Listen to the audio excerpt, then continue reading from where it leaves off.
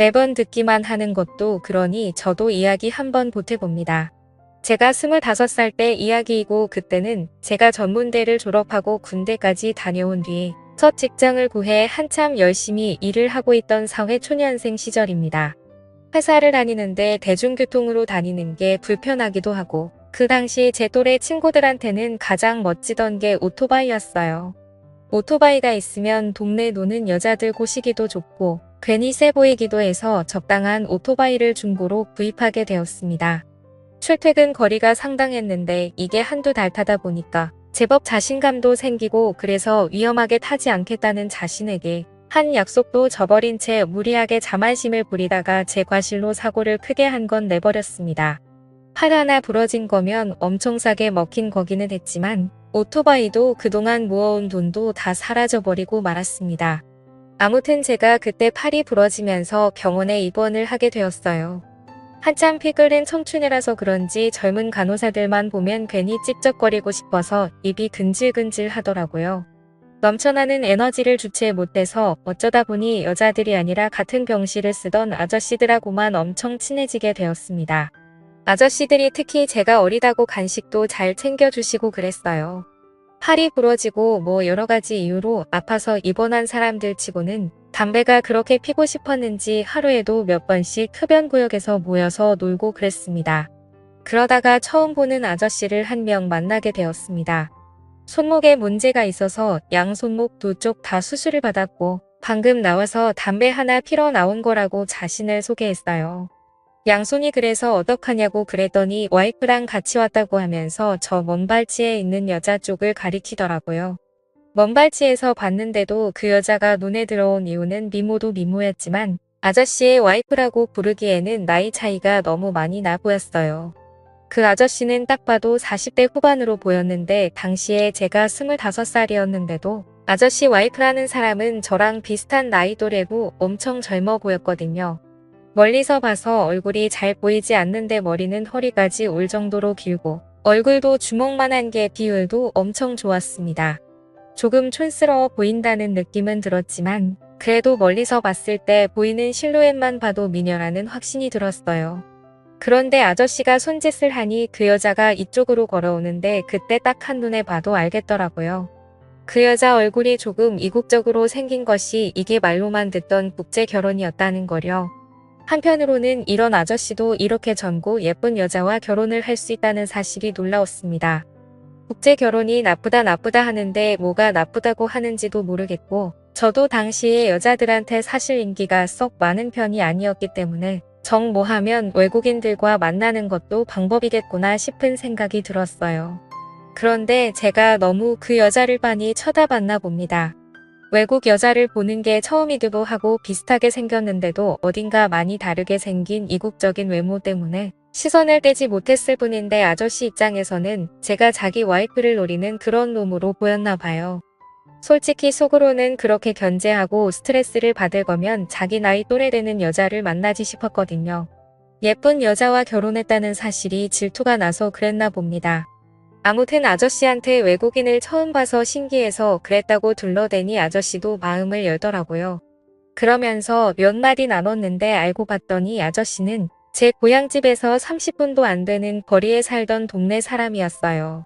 병실은 제가 지내던 병실하고 조금 떨어져 있었는데 그래도 고향 사람이라고 아저씨가 제 병실까지 와서 과일 들어왔다고 챙겨주시고 몸에 좋은 거라고 하면서 이것저것 막 가져다 주셨어요. 아저씨의 와이프는 당연히 아저씨를 마주칠 때마다 매번 마주쳤는데 특히 제가 병실에만 있는 게 갑갑해서 옥상 공원에 나갔을 때만큼은 그냥 혼자서만 있을 때 마주치고는 했습니다. 병원 입원 생활이 별거 있는 게 아니죠. 그때는 심지어 핸드폰으로 인터넷 하기도 어려웠던 시대라서 병원에서 보내는 시간이 엄청나게 무료했습니다. 다인실이라서 아저씨들이 보고 싶은 TV 프로밖에 못 봤어서 정말 보기 싫은 걸 억지로 봐야 할 때도 있었어요. 그리고 아저씨들하고도 사이가 좋기는 했지만 또래가 아니다 보니 대화를 나누다 보면 제가 껴들기 어려울 때가 있어서 저와는 잘 맞지가 않았습니다. 덕분에 저는 그때마다 CD 플레이어를 들고 옥상에 올라가서 혼자 음악을 들으며 시간을 때우는 게 일이었어요. 그리고 아저씨의 외국인 와이프를 옥상에서 몇 번 만나게 되었습니다. 처음에는 어쩌다가 마주쳤는데 언젠가부터는 그 여자가 제가 올라오는 시간에 맞춰서 올라온다는 느낌이 들었어요. 옥상에 올라와서는 제가 어디 있는지 찾으려는 듯이 두리번대는 걸 봤거든요. 그런데 그녀는 그렇게 두리번대다가 저를 찾으면 저한테 오지 않고 옥상 끝으로 가서 멍하니 하늘 저편만 바라보고 있었습니다. 그 모습에 저는 고향 생각이 나서 그러나 싶었거든요. 그런데 그게 아니라 그녀는 제 시야 안에 들어와서 제가 말을 걸어주기를 기다리고 있었던 것 같아요. 아무튼 그녀에게 처음 인사를 건넸는데 그때가 딱 해가 지고 있는 시점이었습니다. 노을이 지고 있는 오렌지빛 하늘이 그녀의 얼굴에 반사가 돼서 살짝 가무잡잡한 피부와 동그랗고 커다란 눈망울이 반짝거리는데 그 모습이 정말 제 눈에는 그렇게 아름다울 수가 없었습니다. 인사하러 갔다가 오히려 그 아름다운 모습에 취해서 아무 말도 걸지 못하고 어버버버리고 있던 게 전부였어요. 그녀가 저에게 먼저 인사를 건네주더라고요. 저는 외국인이라고 그녀가 한국말을 전혀 모를 거라고 생각했는데 의사소통에 문제가 없을 정도로 말을 잘했습니다. 물어봤더니 결혼하러 오기 전에 외국어 시험을 쳐야만 결혼을 할 수 있다고 하더라고요. 참 신기했습니다. 그때 그녀와 많은 대화를 나눴는데 한국말이 능숙하기는 했지만 그렇다고 완벽한 편은 아니라서 대화 중에 막히는 부분이 생길 때도 있었습니다.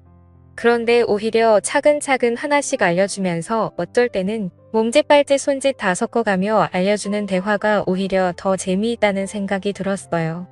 그렇게 얼마나 시간이 흐르는지도 모르고 대화를 나눴는지 밖에 어느새 깜깜해졌어요.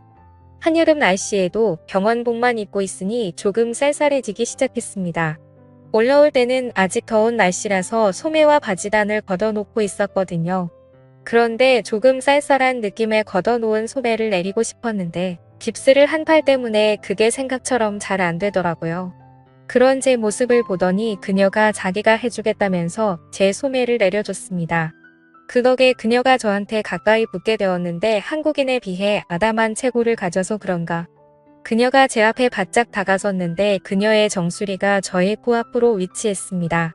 살짝 습기를 머금은 여름철 반 공기와 그녀의 샴푸 냄새가 합쳐져서 제 코를 자극하니 정신이 아찔하더라고요.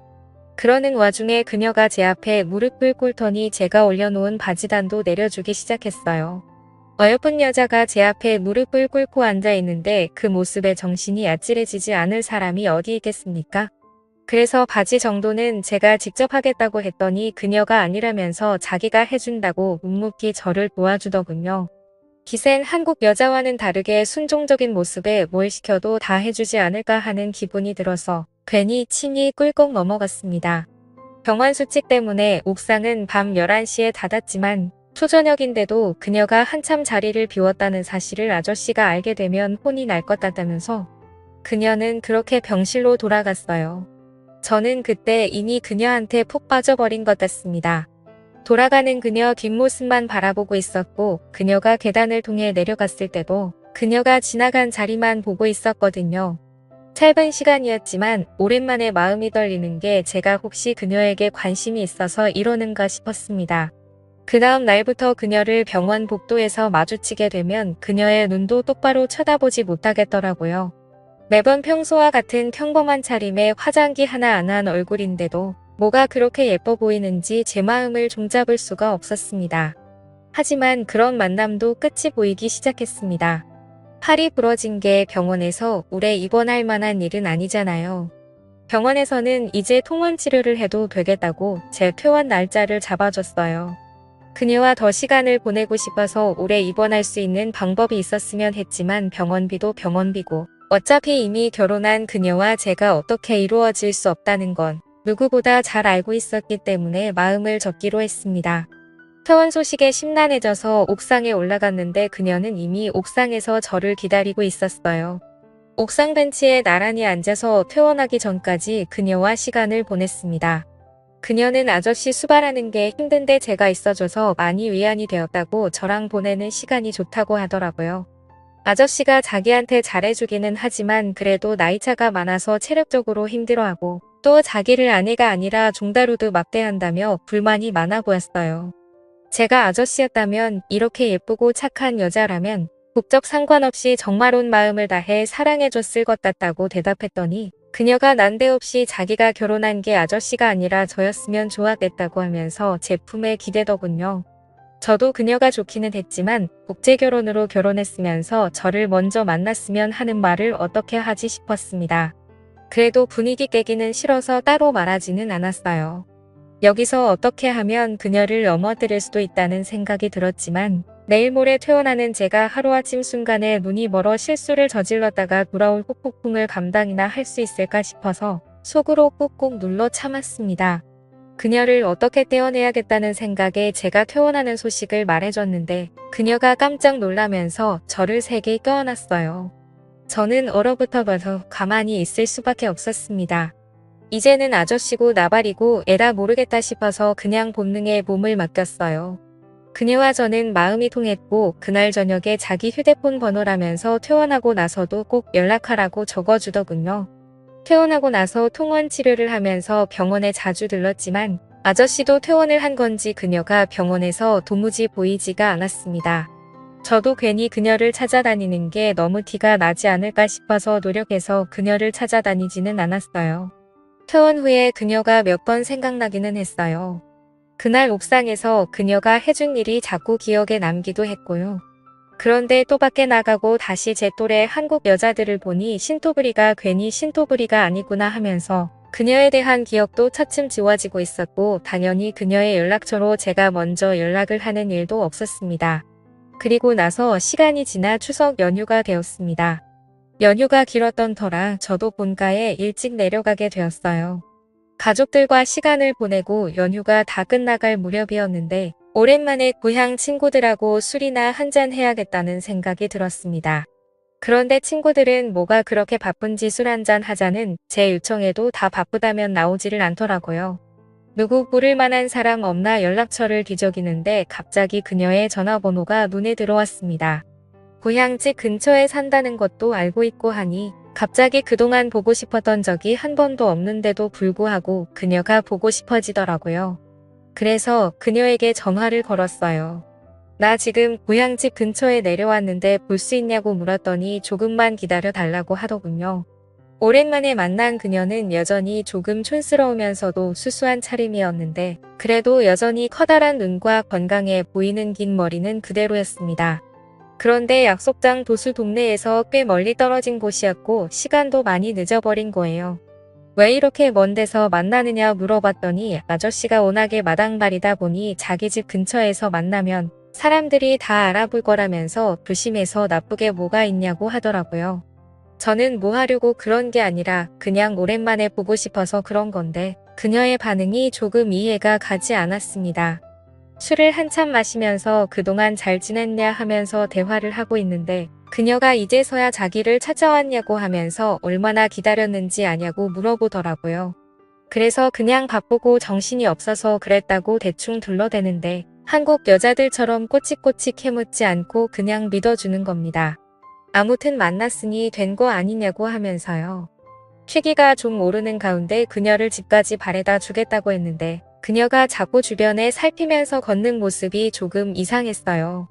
그만큼 저를 만나는 게 위험하다고 생각했으면 애초에 전화번호를 주지 말던가 아니면 만나자고 해도 안 만나면 그만이었을 텐데 굳이 위험을 감수하면서까지 저를 만나러 왔는지 싶더라고요. 그래서 그녀한테 괜찮냐고 물어봤더니 그녀가 갑자기 제 앞에서 울먹이다가 끝내 울음을 터뜨리고 말았습니다. 저한테 도망가고 싶다고 아저씨가 너무 무섭다면서 몸을 부르르 떨더라고요. 밤길이고 인적이 드문 곳이기는 하지만 그래도 방금까지 눈치를 살피며 걸었는데 누가 볼까봐 저도 조심하게 되더라고요. 아무리 그녀를 달래줘도 울음을 그치지 않길래 근처에 보이는 여관으로 데리고 들어왔습니다. 그녀는 그제서야 울음을 그치기 시작했고 둘만 남게 되니까 여태까지 자기가 언제 울었냐는 듯이 오랜만에 주인을 만난 강아지 마냥 저에게 달려들기 시작했습니다. 아직 아무도 다니지 않을 것 같은 꼭두 새벽에 그녀와 저는 슬쩍 방에서 나와가지고 각자 집으로 돌아갔습니다. 그녀는 저한테 안 가면 안 되냐고 물어봤고 저는 일단 서울에 올라가서 그녀를 도와줄 방법을 찾아보겠다 말했어요. 그녀를 아저씨 소나기로부터 구출해줄 방법을 찾아보려 인터넷을 뒤지며 인권변호사 이런 걸 찾아보고 있었습니다. 그런데 그날 저녁에 고향에 있는 부모님한테 전화가 오더니 아주 한바탕 난리가 났어요. 알고 봤더니 제가 그녀와 여관에 가는 걸 본 사람이 있었고 그 사실을 아저씨가 알게 되었다는 거예요. 그래서 안 되겠다 싶어서 그녀가 어떤 상황인지 부모님께 말해주려고 했습니다. 저는 그녀를 사랑하고 그녀를 구출해내고 싶다고 말이죠. 그랬더니 부모님이 헛소리를 하고 있다면서 진짜 이야기를 해주시더군요. 알고 보니 피해자는 그녀가 아니라 아저씨였다는 거예요. 아저씨가 국제결혼으로 정말 조카벌 되는 여자와 살게 된 건 사실인데 그만큼 애지중지하면서 살고 있었답니다. 그런데 어느 날부터 그녀가 동네에 몇 안 되는 젊은 남자들에게 꼬리를 치며 다녔고 급기야 아저씨한테 들키기까지 했다는 거예요. 그래서 아저씨가 항상 그녀를 감시하고 다녔답니다. 어찌됐든 자기 돈 갖고 살고 있으면서 그 돈으로 동네 젊은 남자들 만나는 데 쓰고 있었으니 아저씨도 그 여자가 밖에 못 나가게 하는 게 방법이었던 거고요. 그런데 마침 명절이라서 아저씨가 술을 좀 마시고 잠에 든 틈을 타서 저를 만나러 나왔다는 거예요. 그러니까 그녀가 주변을 살피며 돌아다닌 것도 이러고 있는 걸 아저씨한테 들킬까봐 그런 거였고요. 아저씨 때문에 못 살겠던 게 아니라 아저씨야말로 그녀 때문에 엄청 스트레스를 받으며 지내고 있던 것 같더라고요. 부모님께는 그녀가 병원에서 알게 된 친구고 그날도 아무 일도 없었고 그녀가 술이 좀 취해서 여관에서 재웠을 뿐 정말 아무 일 없었다고 상황을 무마해야만 했지만 그녀가 저를 진심으로 사랑했고 아저씨에게서 도망가고 싶다고 한 거짓말에 저는 큰 충격을 받게 되었습니다. 그렇게 세상물정 모르고 순수해 보이는 여자가 저를 그렇게 이용할 거라고는 상상도 못했지요. 그 뒤로는 의심병이 생겨서 정상적인 연애도 못하게 되었고 아저씨한테 몽둥이 찜질을 당할까봐 고향도 몇 년 동안 내려가지 못했습니다. 만남에 있어서는 남들에게 떳떳할 수 있어야 하고 항상 사람을 볼 때 신중해야 한다는 교훈을 준 그녀입니다.